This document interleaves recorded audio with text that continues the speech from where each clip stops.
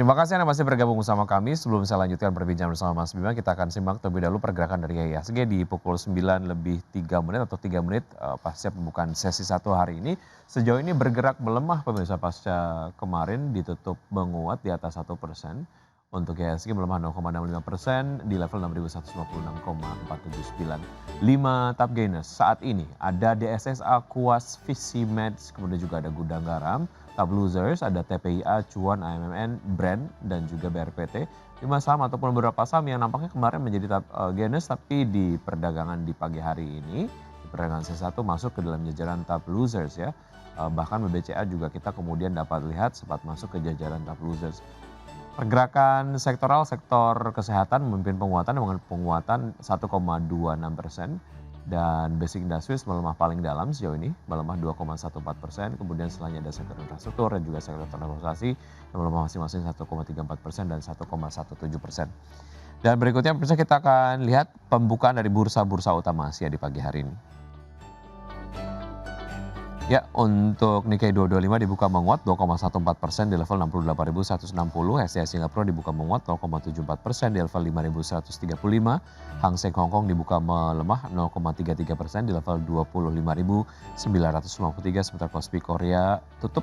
Dan berikutnya kita akan simak saham-saham yang direkomendasikan pagi hari ini. Ada TPIA dengan support di 1850, resistance di 2030 dengan rekomendasi buy.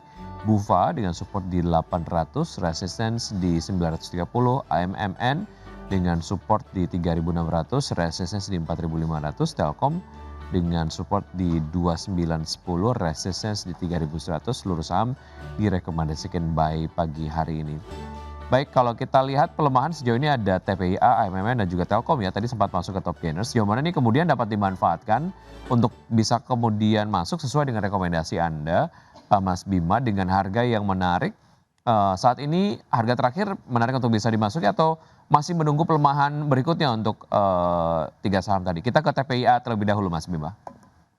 Ya, saya pikir saham TPIA, Aman maupun saham Bufa, ini emiten-emiten yang setiap terjadi koreksi kita bisa untuk manfaatkan akumulasi pembelian. Karena memang untuk saat ini dari TPIA sendiri bisa masuk entry point.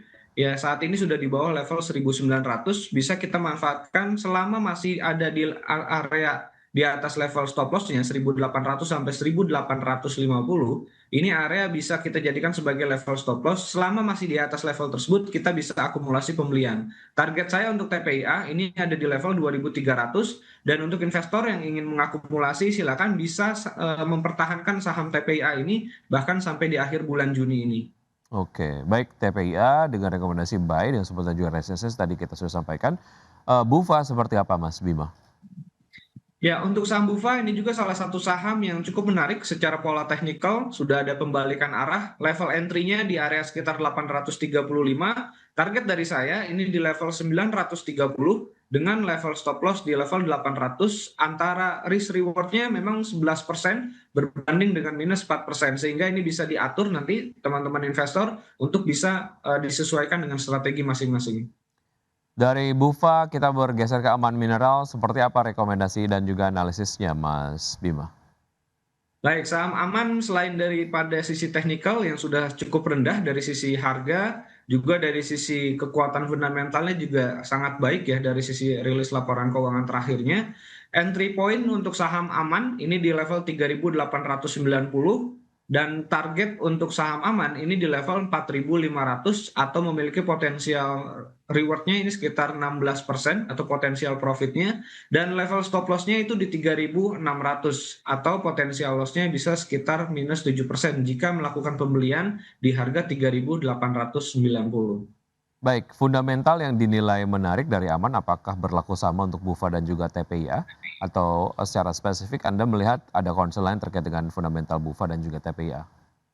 Ya, saya pikir ini berbeda ya. Yang antara Bufa, Aman, dan TPIA tentunya Aman cukup baik ya. Walaupun sebenarnya TPIA juga cukup bertumbuh di kuartal pertama karena sebagaimana kita tahu laba kuartal pertamanya dari TPIA itu bahkan sampai tembus 2,4 triliun ya. Tentunya ini menjadi catatan yang cukup menarik untuk emiten dengan yang saat ini secara rasio keuangan sebenarnya cukup relatif tinggi. Seperti misalkan TPIA dengan PER di 41 ya di kuartal pertama kemarin, berbanding dengan saham-saham yang lainnya tentunya masih bisa dikategorikan lebih rendah gitu dibandingkan dengan TPIA secara rasio keuangan.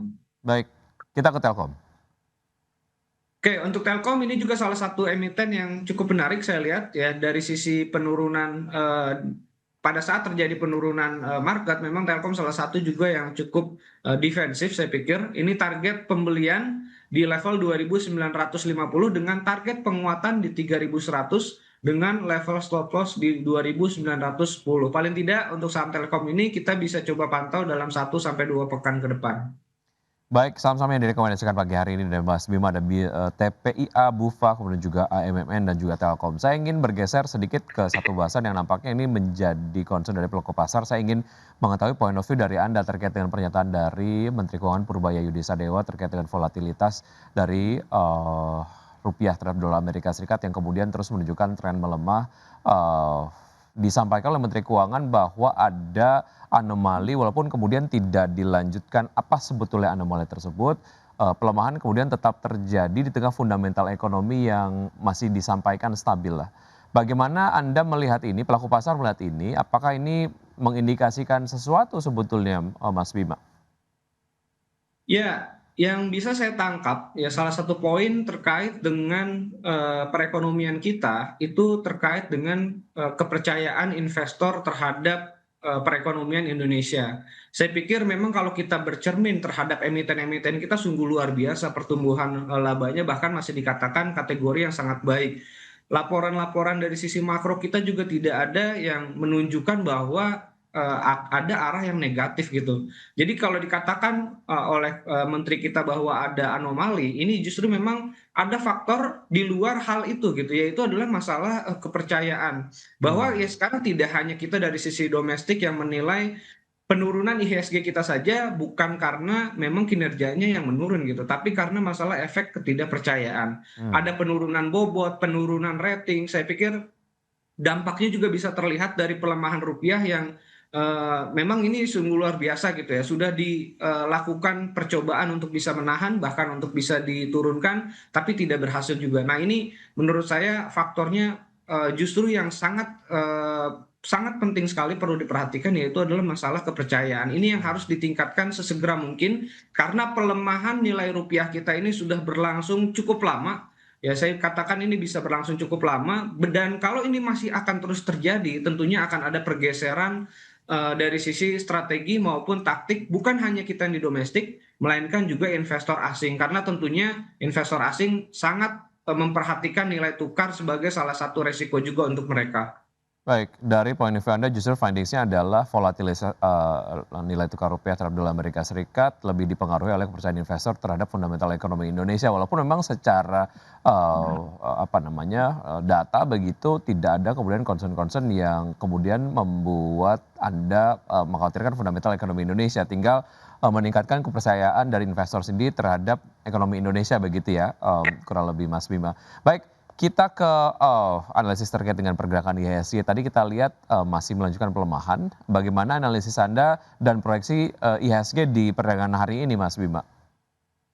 Ya, saya pikir naik 1% atau ada koreksi 1% saat ini masih terhitung sangat wajar karena memang saat ini tensi dari IHSG kita sedang masuk tensi untuk volatilitasnya memang relatif tinggi. Jadi tidak perlu khawatir untuk investor yang melihat posisi IHSG kita misalkan ada posisi minus 1% atau bahkan minus 2% nanti di sesi kedua menjadi minusnya hanya 1% atau bahkan menjadi positif. Ini memang saat ini sudah memasuki masa-masa transisi Mas Wiki. Jadi dari posisi penurunan market yang sudah terjadi dari semenjak awal tahun, saat ini menurut saya sudah masuk mulai transisi ke tren yang menjadi konsolidasi. Setelah nanti konsolidasi, ya ada kemungkinan besar nanti kondisi market bisa mengalami perubahan tren untuk menjadi naik. Tapi saat ini teman-teman investor yang saat ini memang sedang trading ya bisa dimanfaatkan momen volatilitas plus minus 1% ini dari sisi IHSG untuk dilakukan trading jangka waktu pendek terlebih dahulu. Baik, semoga apa yang Anda sampaikan dapat menjadi sumber informasi juga referensi untuk pelaku pasar dapat menerapkan strategi investasinya hari ini, namun keputusan investasi kembali ke tangan investor.